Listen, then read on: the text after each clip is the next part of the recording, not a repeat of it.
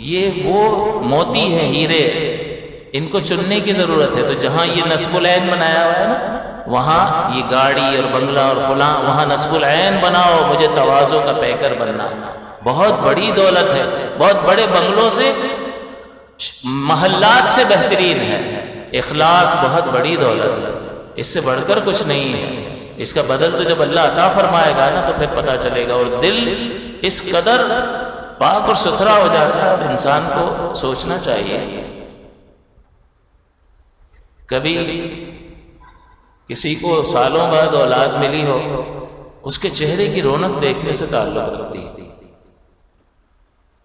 کسی کو گھر مل گیا اپنی مرضی کا، اس کی خوشی دیکھنے سے تعلق رکھتی ہے۔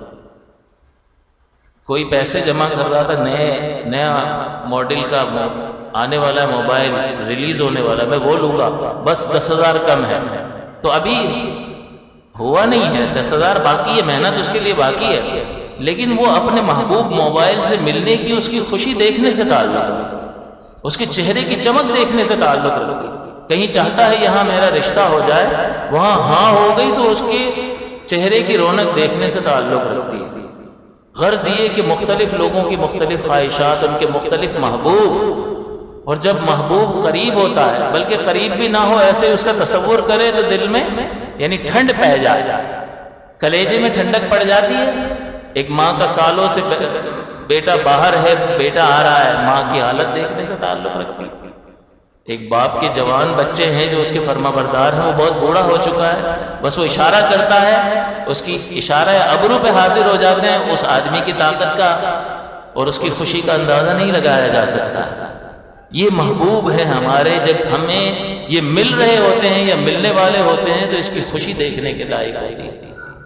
لیکن کبھی ہماری زندگی میں کوئی ایسا لمحہ آیا، یہ رونے کا مقام، کبھی ہماری زندگی میں کوئی ایسا لمحہ آیا کہ اپنے خالق کی محبت میں اس طرح سے ہمارا چہرہ خوشی سے کھل اٹھا ہو کہ میرا محبوب رب مجھے ملنے والا ہے، تجھ سے مانگوں میں تجھی کو کہ سبھی کچھ مل جائے، 100 سوالوں سے یہی ایک سوال اچھا۔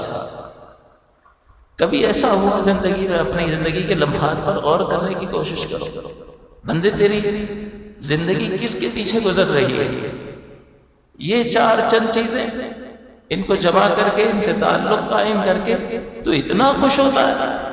وہ خالق جس نے ان چیزوں کو تخلیق فرمایا، وہ خالق جو ان میں یہ ساری خوبیاں رکھنے والا ہے، اس سے تعلق، اس سے قرب کی منزل کا طے کرنا، وہ خواہش تیرے اندر کیوں پیدا نہیں ہوتی؟